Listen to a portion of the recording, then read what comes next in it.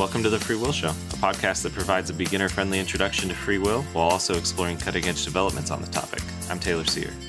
And I'm Matt Flummer. In this episode, we talk with Robert Wallace about a dilemma for compatibilist views that reductively explain free will in terms of dispositions. Thanks for listening.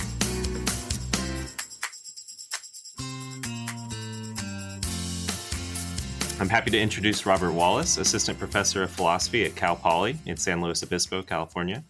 Robert is the author of several articles on free will and moral responsibility, which our listeners would be interested in checking out, I'm sure. We've asked him to join us today to talk about one of his most recent articles, A Dilemma for Reductive Compatibilism, which was published in Erkenntnis in 2021. So welcome to the show, Robert. Thanks so much for joining us. Could you tell us about a bit about yourself, your work, and how you came to be interested in working on free will? First of all, thanks for having me on the show. Of course. A little bit about myself. I'm a philosophy professor. I love philosophy. That's my whole shtick. How I came to be interested in free will. I know specifically, I took a class with Rebecca Waller at Kenyon College, where I went for my BA. And she just did a special topics on free will, and I was completely hooked. Just totally enthralled by the topic. In particular, we read Galen Strawson's argument for impossibilism. He has this idea that he says, "Oh, look, you do what you do because the way that you are. So to be responsible for what you do, you got to be responsible for who you are, at least in some respects. But if you're going to be responsible for who you are, it's because you got to have brought it about that you were that way, and then so on and so on and so on." And it drove me crazy as an undergraduate. I just thought for sure this had to be wrong, and I couldn't figure out why. And I ended up writing like an undergrad thesis on that paper, and just, Oh, wow. And ever since then it was just, I've been stuck. There's another class that also I didn't realize until way later. It was super influential just in the way that I was thinking. Yang Zhao, another professor at Kenyon, taught a moral psychology class where we read Frankfurt and Watson and a bunch of Iris Murdoch. It was a class that was a lot about issues about philosophy of agency. That was actually the first time that I read P.F. Strawson's Freedom and Resentment, which maybe your viewers are familiar with because I'm sure people have talked about that on this podcast. At the time, I hated it, didn't like that paper at all. And, then I wrote my dissertation basically about that one paper. That's awesome. So definitely, I had some wonderful classes. In between undergrad and grad school, I wasn't sure I wanted to go to grad school. Everybody thought that I should just go to grad school, but I wanted to make sure. I worked in politics for 2 years. I worked for a city councilwoman in Chicago. Okay. Turns out lots of people blame each other in politics all the time. Right. It's like a lot of angry resentment. Yes, indignation. Yes, tons of indignation. Oh my gosh. So when I first got interested, I was really interested in the metaphysics, but then I had this experience where suddenly the responsibility social practice side of things became very interesting to me. Right. So I don't know. I've been thinking about this for a really long time, I guess. I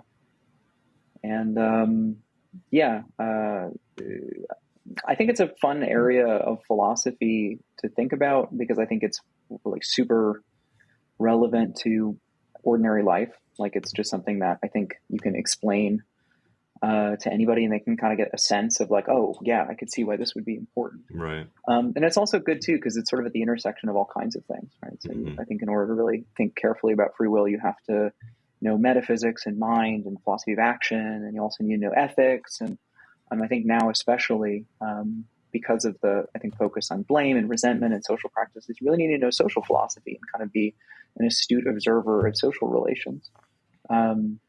So I guess I got hooked through just being a student. I think I've remained hooked because I think it's a really fun issue. It kind of allows you to think about lots of stuff about the human condition broadly, I guess. That's great. Very cool. In the paper Taylor mentioned in the introduction, you present a dilemma for what you call reductive compatibilism. Many of our listeners will be familiar with the term compatibilism, but could you give a quick gloss and then explain what counts as a reductive compatibilist view?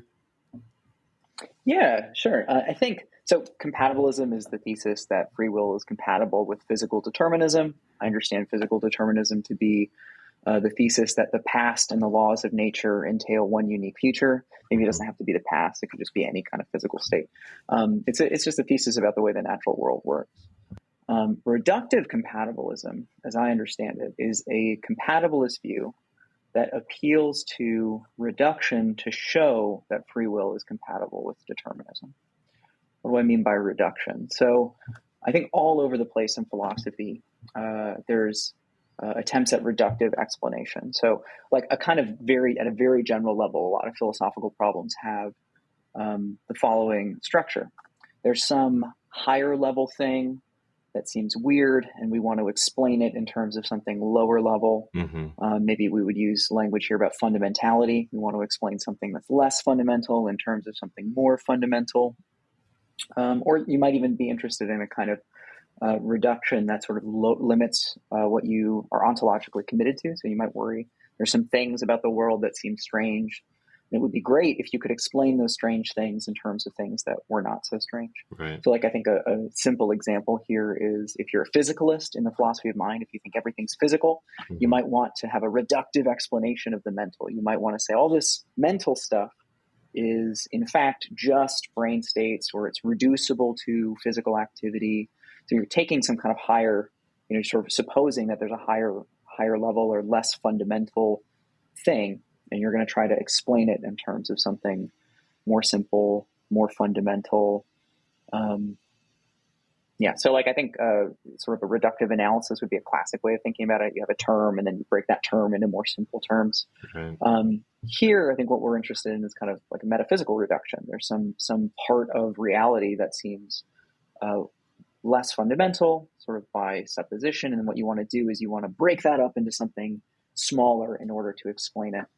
And what I call reductive compatibilism basically has the following structure. You get compatibilism about free will by offering a kind of reductive view about what free will is. So you say free will is one of these more complicated phenomena that looks a little suspicious. And then what you want to do is you want to say, okay, it's going to be this less fundamental thing, and we're going to break it up into smaller constituent bits that are more fundamental.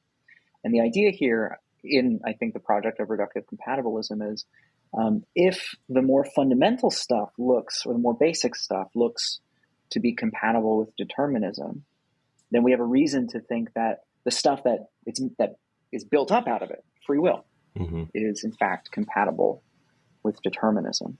So it's like I think a popular, has been historically in analytic philosophy, a popular strategy for securing the compatibility of free will and determinism, or at least offering a kind of explanation of how it could be that something that looks like it involves like a kind of openness that would be incompatible with determinism, in fact, actually can be fine, as if determinism is true. I see. Yeah. That's helpful. Cool. Well, could you give some examples of compatibilist views of this type, reductive compatibilist views? Yeah, I think they're all over the place. Classical compatibilism. So if you think about the compatibilism of the early analytic period, you can think Schlick, G.E. Moore, although maybe he's a kind of weird case depending how you read Moore. I think A.J. Ayer is a really good example here. So A.J. Ayer has this view about free will. It's a bunch of conditions, but he has one condition in particular. He thinks, like a lot of people did in the classical period, that free will requires the ability to do otherwise. And he literally just says in places things like, to say that I could have been able to do otherwise is to say that I should have acted otherwise if I had so chosen. So that's an analysis of what we mean when we say that an agent is able to do otherwise. It's a linguistic analysis. But it's also, I think, a kind of reductive analysis. So you take this complicated phenomena, like an agentive ability, that looks like it's packed full of all of this, sort of all this possibility, that looks like it's not going to be okay if determinism is true, right? If determinism is true, there aren't physically possible alternatives, right? There's only one future that's physically possible. So how could it be the case that I could have acted otherwise? And Ayer says, well, to say that you could have acted otherwise is just to say something like a subjunctive counterfactual conditional. I would have done something different if I had chosen to. That little bit of language can be true even if determinism is true. Like the truth conditions for that, as Ayer understood it, didn't imply anything about physical impossibilities. It's just the meaning of our terms. Right. So that's, I think, a kind of very classic way that you could get a version of reductive compatibilism, right? Ayer offers a reductive analysis of something that looks like it's full of all this metaphysical stuff, the ability to do otherwise, in terms of something more familiar, subjunctive conditionals. And in doing so, you say, oh, well, look, the truth conditions for those statements that I've said, that's all we mean what we say when we say that's all fine for determinism. So that's, I think, a really good instance of the strategy. And I think a lot of the early compatibilists have this kind of idea, offering a kind of linguistic reduction. Mm-hmm. That view just doesn't work. It's subject to all kinds of easy counterexamples. Yeah, like I think the famous counterexamples from Keith Lair. You can imagine an agent that's just like pathologically horrified of the color red, and you offer them a red piece of candy. They can't eat the candy. Right. But it's true that if they had chosen to eat the candy, they would have. It's just that they would never choose to. So like that view fails, I think, extensionally.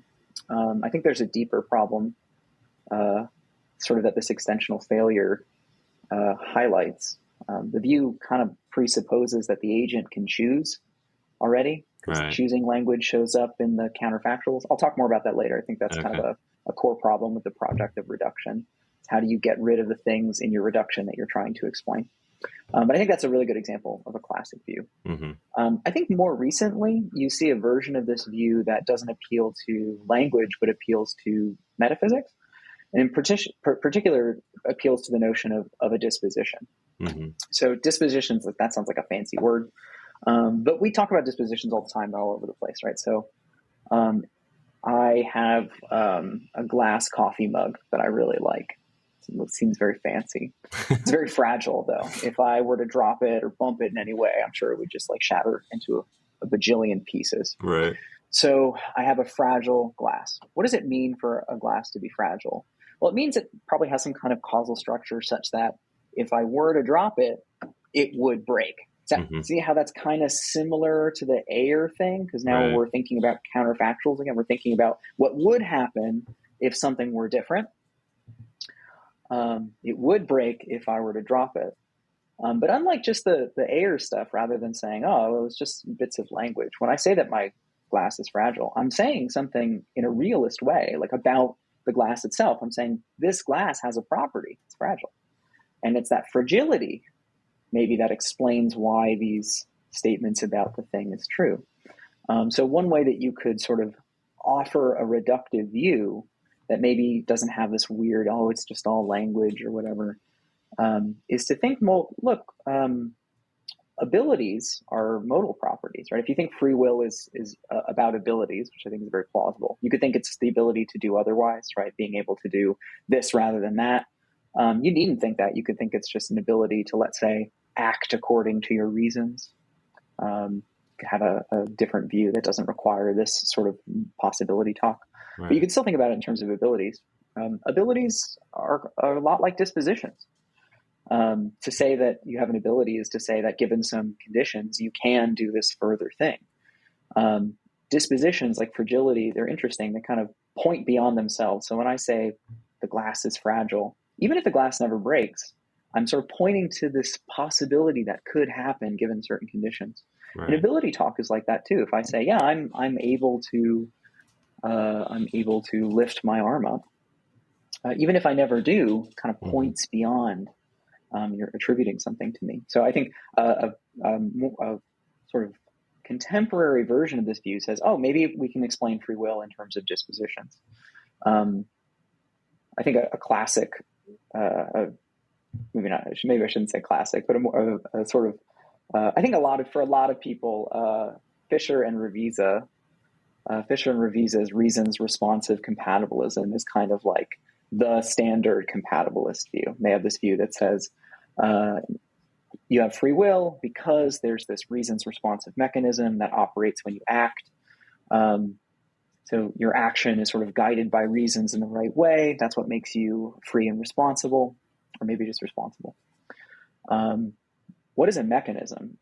I think it's very plausible to read them as thinking that a mechanism is a kind of dispositional thing. Mm-hmm. Fact is, for Fisher and Revisa, it's like two different dispositions. You're disposed to be aware of certain kinds of reasons for action, and you're disposed to act on some subset of those reasons for action. Mm-hmm. So in the same way that the glass is like fragile, it has this property that explains what it can do. I think a lot of compatibilists have started to think, sometimes more explicitly than others, that, oh yeah, there are these dispositions that agents have. They're like disposed to respond to reasons in particular ways. They're disposed to act on them. And that's maybe what free will is. The fun thing about dispositions is that dispositions seem compatible with determinism. So even if determinism, let's say I have salt is soluble, it dissolves in water. So let's say I have a salt shaker. I'm running an experiment. I have a salt shaker and I've said, do not touch on it. I put it in the back of my cupboard. And determinism is true, and I'm going to stick to my guns, and that salt is never going to dissolve in water, ever. Mm-hmm. But it could. And the fact that Right. it could is perfectly consistent with determinism. Right. And so you could say something similar about agents, about free agency, about free will. Even if it's the case that agents will never exercise their abilities in certain ways, if that free will ability is to be understood in terms of dispositions, and it's kind of, why not think about it like the salt? Right. I could do things, even if it's physically impossible, even if, even if the way the world is going to unfold, I won't. So that's the kind of view that I'm worried about in this paper, because I think I think there's a lot of widespread assumption among compatibilists that something like this is true. Mm-hmm. At least for views that are inspired by Fisher and Revisa. There's also views that are often called dispositional compatibilism. It's like more explicitly based in dispositions. Compatibilism is a good example. Her view sort of like, if I were to try on the basis of reasons, given all this other fancy metaphysics stuff, then I would. That's another kind of view. So I think dispositional compatibilist views and also standard reasons responsive compatibilist views in the style of Fisher and Revisa, I think all these views have more or less a commitment to this kind of reductive picture. And it would be great if it worked. I'm a compatibilist. It's a wonderful strategy. You take something complicated and say, it's actually really this more fundamental basic thing. And it turns out that more basic thing is totally fine. Determinism doesn't cause us trouble at all. I think if it works, it would, I think, meet the argumentative burden that some libertarians and hardened compatibilists think that compatibilists need. Something like an analysis of abilities that would show how it's possible for us to have free will if determinism were true. Right. I wanted to add, so that was a really nice discussion of all these different compatibilist views. Back in our second season of the podcast, when we talked about a bunch of views on free will and determinism, we did like a mini series on compatibilist views, and you sort of touched on, views of each type. So like the classical view, the dispositional compatibilist view, and then even one version of a kind of semi-compatibilist or source compatibilist view, the Fisher and Revisa view. So if people are interested in learning the details about those views, you can go back and check out those earlier episodes. But yeah, that kind of highlights how many compatibilist views you're sort of targeting in your paper. Yeah, I started getting worried actually about how widespread this commitment was. Right. I think like there's a way of reading the Fisher and Revisa semi-compatibilism which isn't the way that I'm reading it. And I think there's a way of reading, let's say, Compatibilism's view, which is softer, right? Like, well, the dispositional talk is just there to help illuminate or flesh out the kind of thing that a compatibilist ought to say.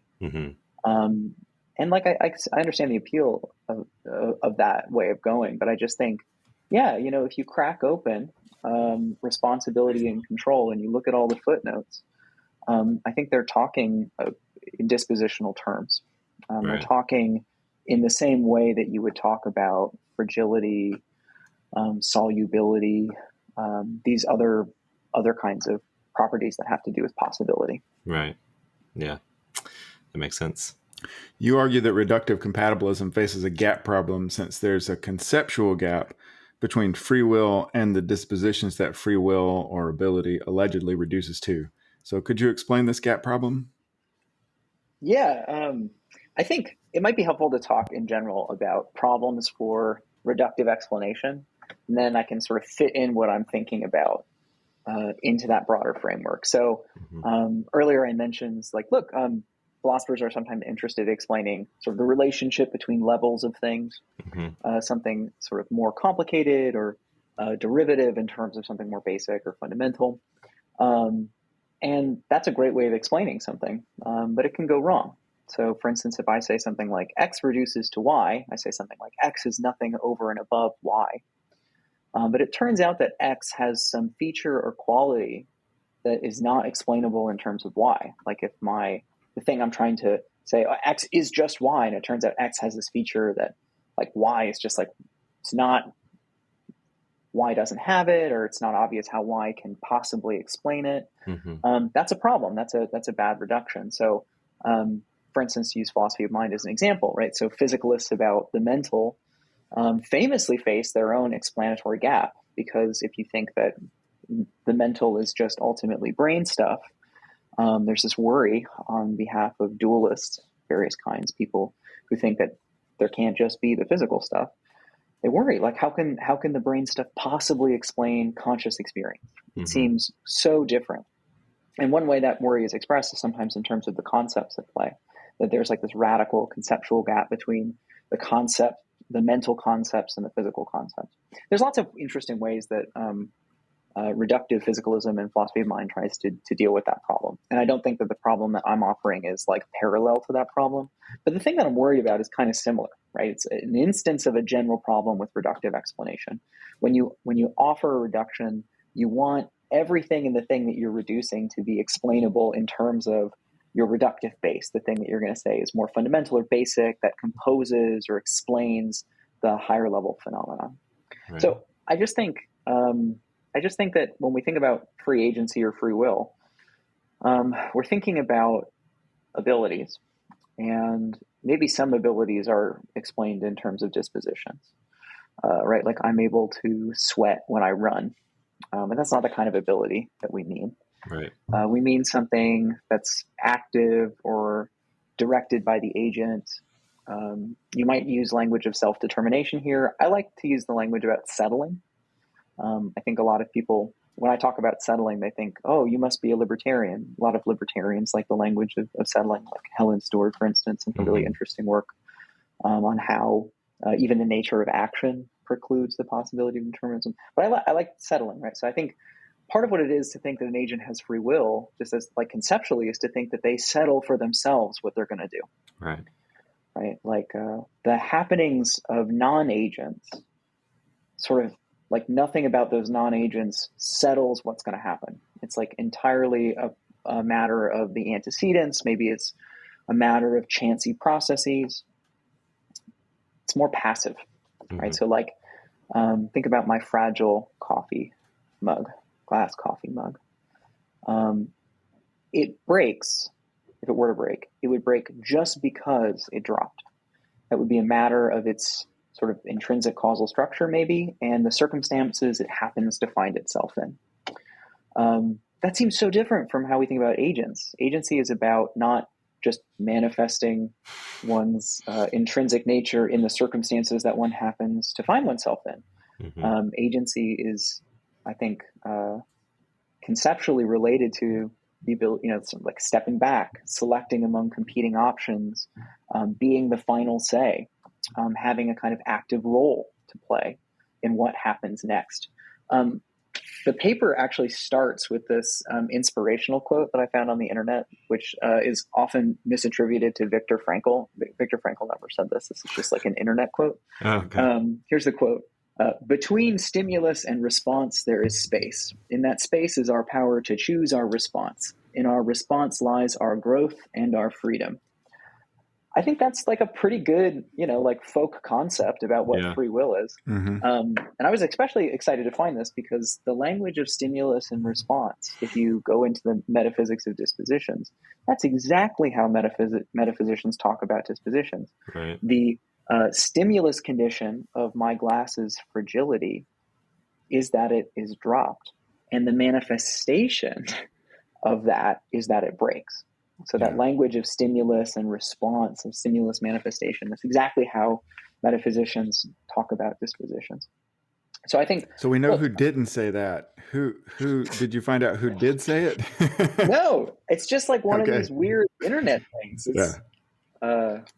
I don't know, some, The folk. The folk said it. It's a folk Yeah, theory. it's the the folks. folk. That's right. The folks, the mysterious folk. That's right. Yeah, no, I have no idea. I don't even remember how I first got wind of the supposedly Viktor Frankl quote. But I Googled it, and it turns out Viktor Frankl never said that. Oh, interesting. So, I don't know. Some fun It's internet helpful, wisdom. though. Yeah. Yeah, helpful. Thanks, internet. Never thought that you'd help me in academic publishing. But, there you go. So I think essentially that's kind of the problem, right? Yeah. Is that when we sort of think about intuitively, commonsensically, what we would want out of a theory of free will, we want something that has more content than how we intuitively, commonsensically, or even I think when we do technical metaphysics of dispositions, like there's just more content in the thing that is supposedly being reduced. There's a way in which, of course, that makes sense, right? So like I told you, talked about what's the project of reductive explanation. You take something, it seems really weird, mysterious, and complicated, and you explain it in terms of something more simple. Mm-hmm. And sometimes that can seem really like, so you might expect there to be like more stuff at the top level. But I think like, I'll give you another example. So turns out that there's no vital force. You don't need vital forces to explain why matter is alive. You can explain why matter is alive in terms of perfectly good biological mechanisms. Mm-hmm. A lot of people in biology were like, no, we can't possibly do this. We have to posit this thing, the vital force, which has this kind of enlivening feature. Turns out you can get a really good reductive explanation of life in terms of causal mechanisms, in terms of biology. So sometimes it looks like there's extra content, and that extra content is there, and oh gosh, we can't have a reductive explanation. Turns out sometimes like, no, it's fine. Like we can have a concept of life that doesn't involve sort of an independent force, right? There's none of that in biology. The question now for like my problem is like, is that the case for free will? Like, can we get a perfectly good explanation of free will in terms of dispositions, or is it like the vital force case, or is it a harder problem? Is it more like explaining consciousness in terms of brain states? Maybe not impossible, but a lot harder of a problem. Mm-hmm. And I think it's one of the hard problems. I think that when we think about free agency, I think when we start from just the intuitive position that we do have this kind of ability, right? Like set aside worries about skepticism for a second. It does seem like that's the thing that we're talking about. We're talking about self-directedness, the ability of an agent to settle what's going to happen in a way that depends on them, that doesn't depend on circumstance or antecedent conditions. So I think this is a good instance of a kind of gap between the thing that you're trying to reduce and the thing that you're reducing it to. Mm-hmm. Yeah, that makes sense. So that's the gap problem. But you also, as the title of the paper suggests, present a dilemma for reductive compatibilism. So here's my quick gloss of the dilemma, trying to state it succinctly.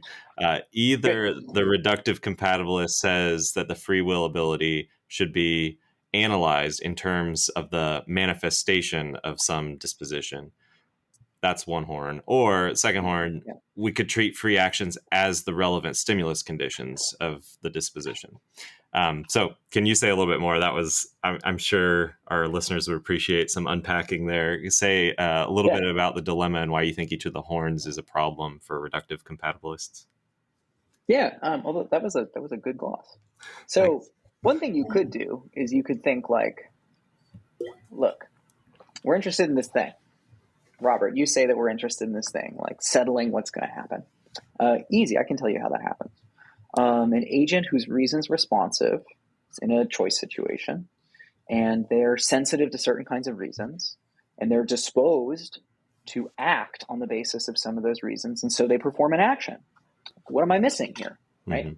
My story about what makes an agent free and responsible is that they are reasons responsive, and I've explained reasons responsiveness in terms of this kind of dispositional structure.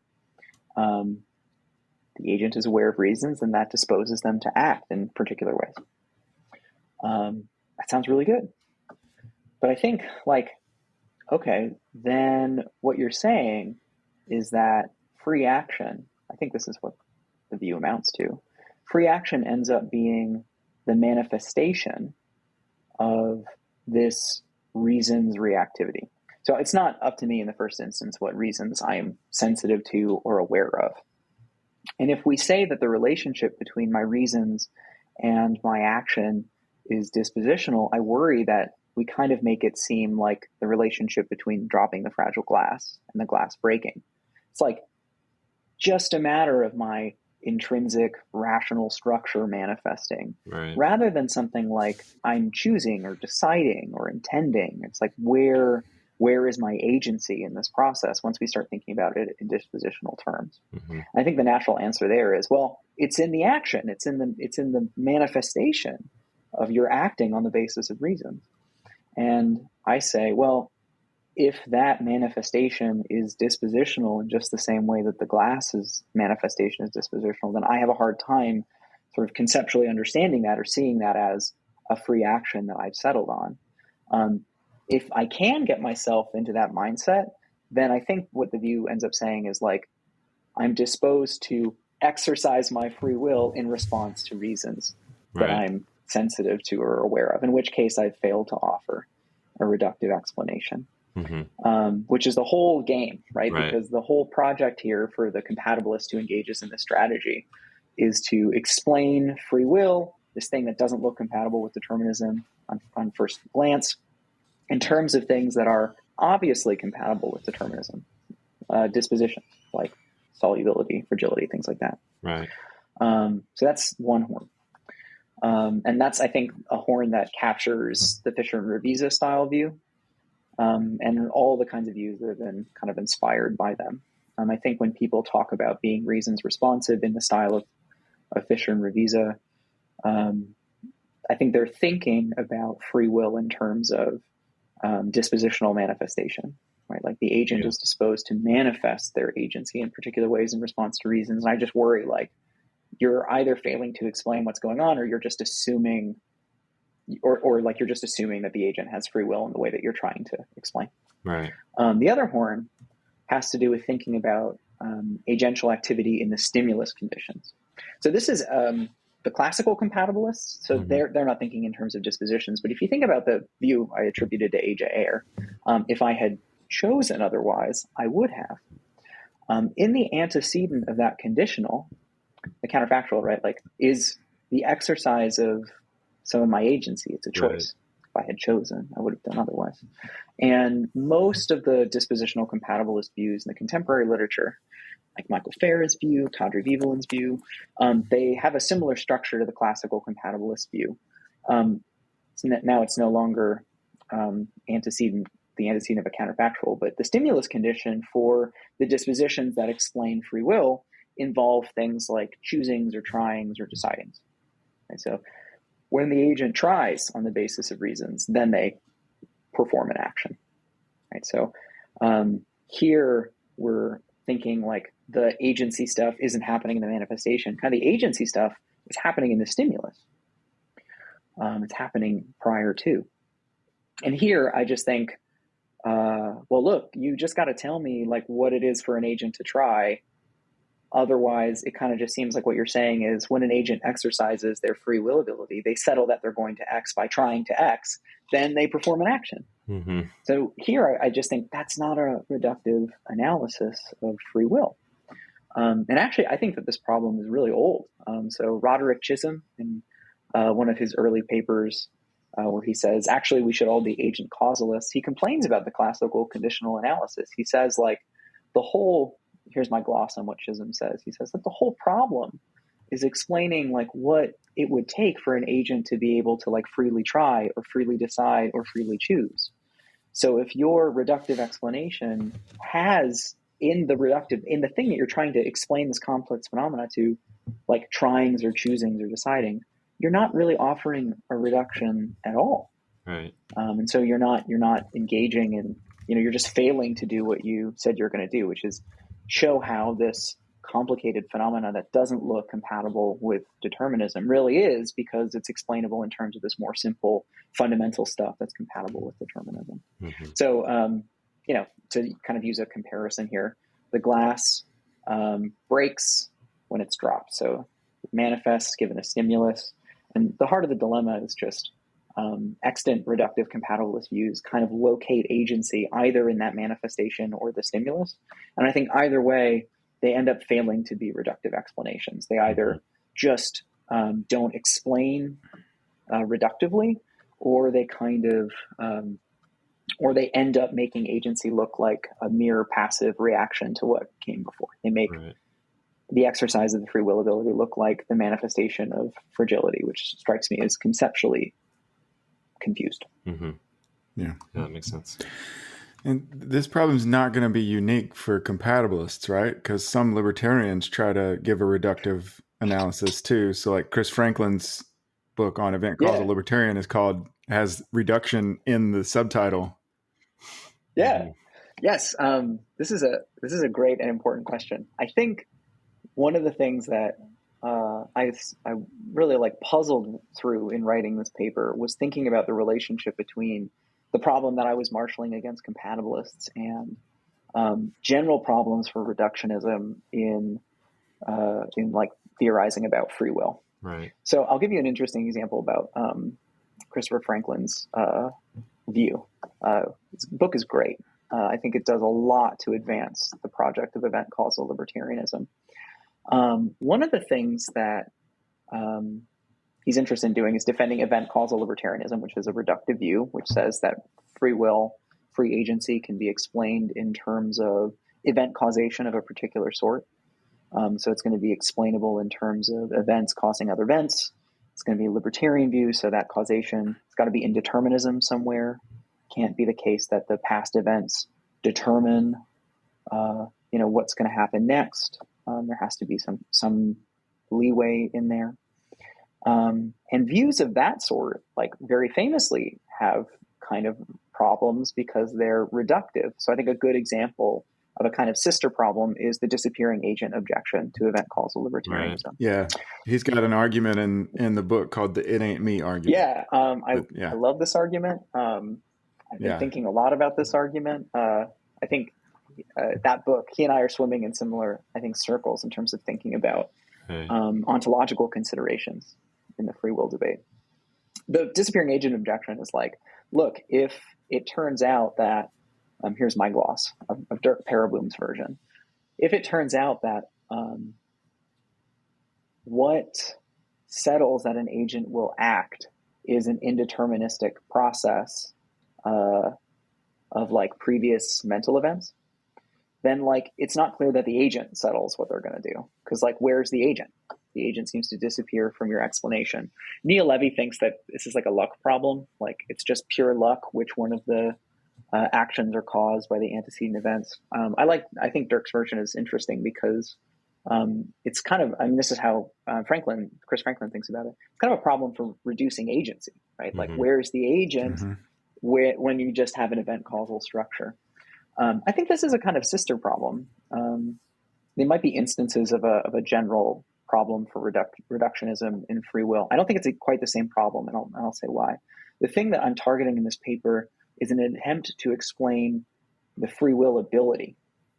So it's an attempt to explain the kind of possibility that agents have. You can say agentive modality if you want to use a fancy term. Mm-hmm. Whereas the disappearing agent objection, I think turns on reductionism about agents, which is where are agents in your story of free will? So if you just say in the most plain English what we're talking about when we talk about free will, we're interested in whether or not human agents have free will. So I think that problem, the disappearing agent problem, is targeting agents, and this problem is targeting free will understood as an ability. What's the relationship between these two problems? I think, again, there's questions about overall issues with reduction. Mm-hmm. I also think the "it ain't me" argument in Franklin's book is really interesting because it's a broader problem for agency reductionism. The problem basically is like, unless if you're an event causalist, if you think that free actions are caused by mental states and processes in the right way, then it looks like the agent doesn't settle what they're going to do unless they're identified with those mental states and processes. That's interesting to me. It's like very closely related, I think, to the gap problem, because I think the gap problem is a problem about explaining agential control, agential settling in terms of dispositions. This "it ain't me" argument is about explaining agency, but particularly this fact about agency, that like agents settle what they do. It's like very, very related. I still think that they're distinct, but I think there's a lot of issues here to be explored about reductionism in the free will debate. I will say that the motivations for the kind of view that I'm critiquing, this dispositional strategy, do strike me as uniquely compatibilist. So I think because the important thing for libertarians is finding a plausible story, I think this is the important thing for libertarians. I could be wrong about this. I'll have to ask libertarians. Finding a plausible location for indeterminism in our story of action. And so I think thinking in terms of indeterministic causal chains is like a very plausible reductive story for them. But the thing that matters isn't so much that it's like they don't need that reduction to show that free will is incompatible with determinism. Whereas I think compatibilists have historically been drawn to reduction, not because, let's say, you thought the causal theory of action was true, but because a reductive story about free will offers the promise of a story that's compatibilist friendly, right? So I think an event causal libertarian might say, yeah, like I think the causal theory of action is true, and so now I need a story about free action. I think that's a little bit different than the kind of compatibilism that we've been talking about. I have a hunch. I bet if you were to ask the kind of compatibilists that I'm targeting, they would say that they're committed to event causation. They would say ultimately, yeah, action is just a matter of events causing events. I would be curious to know how they think that their appeals to dispositions fit into their story about event causation. I think, interestingly, one of the ways that Christopher Franklin responds to the disappearing agent objection in his book is he appeals to a partial analysis of abilities. He says, like, here's not a full analysis of what it is to be able to do something, but like, here's a sketch of what it is for an agent to be able to do something. And he uses that sketch to rebut part of the disappearing agent objection. He says, look, if you think that this is what abilities are, then it's perfectly fine to say that the agent has some abilities in spite of the fact that according to my view, what's going on in a free action is events causing events. I think that's actually one way of pulling the problems apart. So there's all kinds of reduction that I think is happening in the free will debate. Yeah. I mean, what I'm hoping to do in this paper and elsewhere is talk more about it. Yeah, that's a cool project. So what about compatibilists who are convinced, they see the threat, the dilemma, and they think, okay, let's abandon reduction or the project of reduction. What are some alternatives? Like, are there compatibilist views that aren't committed to the project of reductionism? Yeah. In the paper, I said that there were two options, and I think there's three. So I'll do the two in the paper, and then I'll say what I think maybe the third option is. I think one option is to not worry so much about abilities. So, for instance, I think Carolina Sartorio, in her book Causation and Free Will, has this really compelling version of actual sequence or source compatibilism, so the view that doesn't require abilities to do otherwise. And I think I take her basic idea is something like you take a causal theory of action, and then you build it up into a causal theory of free action, using some cool metaphysics. So in her view, free actions are caused both by the reasons and the absence of reasons to act in a certain way. And she says the freedom of an agent is grounded in and supervenes on causal sequences of this sort. What's so interesting to me about this is that there's like no ability claim that's made in that explanation at all. Right. And you could think like, yeah, the ability talk, like, sort of maps onto or floats on top of this more sort of this deeper causal structure. But I take it that part of her project is to say, yeah, when we're going to explain free will, we're not going to explain free will ultimately in terms of abilities. We're going to explain it in terms of event causal sequences. So weirdly enough, her view ends up looking a lot like event causal libertarianism by my lights. Because I think a lot of event causal libertarian views also have this structure. You take a causal theory of action, and then you plug in some indeterminism in the relevant places, and then you have a theory of free action. These views don't ultimately appeal to abilities to explain what free will is. Again, it could be the case that I think the Fisher and Revisa view is consistent with event causalism about action. That seems true. But what does the explanatory work is the reasons responsive mechanism, which I think is a dispositional notion. So the suggestion here is what we should have do the work of explaining free will is not abilities or modal properties, but it's rather straightforwardly causation. So that's a different kind of way of explaining what free will is, or what free will would amount to. I think it's a very plausible option. I kind of worry about it because I think, like, look, just intuitively, conceptually, again, I owe the folk a debt in helping me write this paper. Free will seems to be about abilities, right? It's about abilities to do things. It's about agentive modality. It's about the possibility that's characteristic of agents as opposed to other kinds of modality. So I think, like, this is very plausible, but I think it is to give something up, maybe.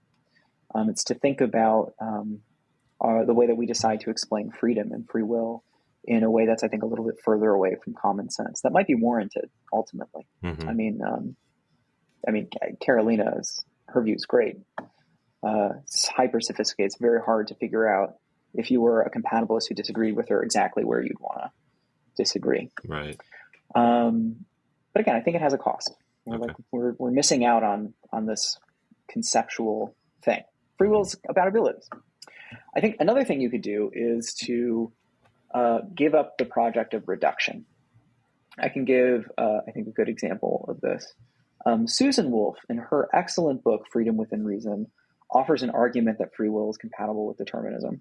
And what she does explicitly in this text is she says, I'm not going to give you a reductive analysis of what free will consists in. Rather, I'm going to characterize some conditions that you need to have in order to have free will.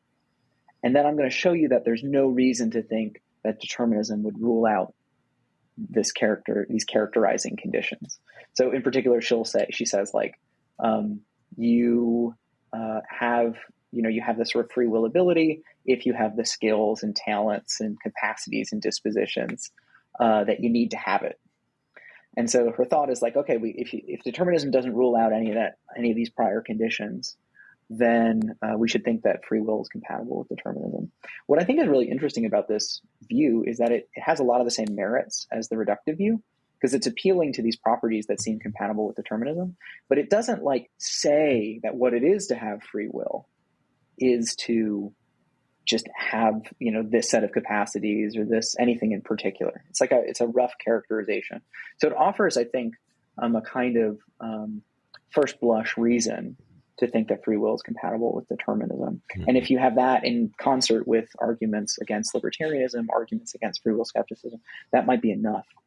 Michael McKenna has recently called this view ontologically liberal, because you can think about it as being kind of like permissive about your ontology. So rather than commit to the idea that the free will ability is sort of like ontologically reducible, like it just is a matter of dispositions or more simple powers, you say, of course, there's a relationship between free will and these capacities and powers. But I don't need to tell you a reductive story to convince you that compatibilism is true. I think the problem here is, if you're not offering a reductive analysis, it seems open to a libertarian or a skeptic to say, oh yeah, and there's this other thing that characterizes free will. It's indeterminism. And here are my reasons for thinking that. So I think it doesn't give you as strong of an argument for compatibilism. I think I should mention too, I think another way of being maybe very ontologically liberal about one's compatibilism is to be an agent causalist. So if you're an agent causal compatibilist, you just say, yeah, there are these things, agent causes. And that's the end of my story, right? Like, that's the bottom level for me. And if I can give you, let's say, a characterization of agent causes, that gives you reasons to think that they're compatible with determinism. So Dan Anelka and Anna Nelkin does this in her book. Like, she'll say things like, hey, so if you think there are substance causes, like billiard balls bopping into each other, determinism doesn't threaten that.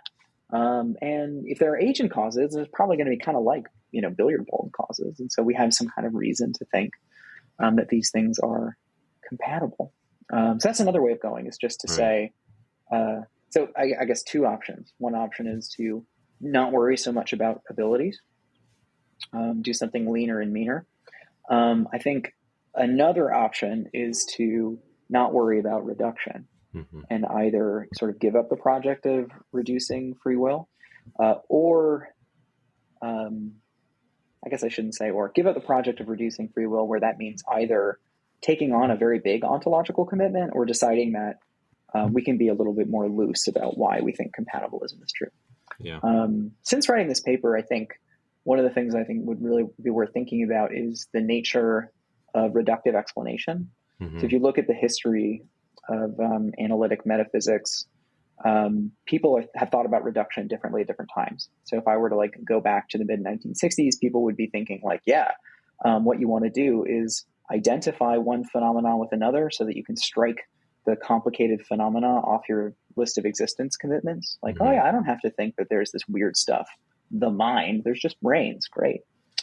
There's another way of thinking about reduction, and that's in terms of supervenience relations. So supervenience is a kind of modal relation between, let's say, sets of facts, where I can't change, let's say, the type A facts without changing the type B facts. So it's a kind of possibility necessity correlation. It's a kind of modal correlation.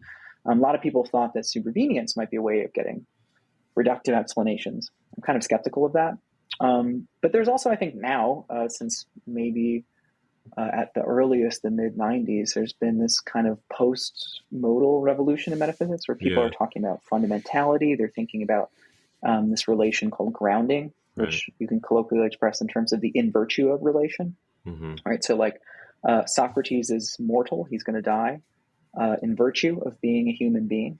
Right? So his mortality is grounded in and explained by the fact that he's a human. And some people have thought that these grounding relations might be a way of offering reductive explanations that are different from reductive identification or reduction by way of kind of modal correlation. So it could be the case that with new tools, we could maybe bridge these gaps. I don't know what to think about that. I think that's a very open question. I've become a little bit more optimistic about the possibility of capturing this thing that I think is really at the core of free will, settling in terms of something, not taking that to be fundamental. But for me, I think that's kind of the core question here is, what do we have to take as explanatorily at bottom? And I think the thing I was really worried about in this paper, having been trained up by good reasons responsive compatibilists in my graduate program, the thing I started to really worry about was whether or not you could get away with thinking that this sort of core conceptual component of free will, this idea that agents determine for themselves what's going to happen, whether or not you can get away with reductively explaining that. For sure. Yeah. Well, that's fascinating, and lots of good avenues for more research there. Thanks so much for joining us, Robert. Thanks especially for giving us so much of your time. Where can listeners go to follow your work? Yeah, you can find me. My website is roberthwallace.com. You can find me on philpapers and academia.edu. I don't have any socials, sorry. But yeah, if any listeners are interested in thinking through some of this stuff more, I totally agree. There's lots of avenues for further research. Reach out, talk to me. And thank you both so much for having me. This was a really wonderful chance to talk about some stuff that I think is cool and important in the free will debate. Agreed. Yeah, you're very welcome. Yeah, you're welcome. Thanks again. This concludes our 6th season of the Free Will Show. We may have a bonus episode over the summer, but we will definitely be back around the time fall semesters start kicking off later this year.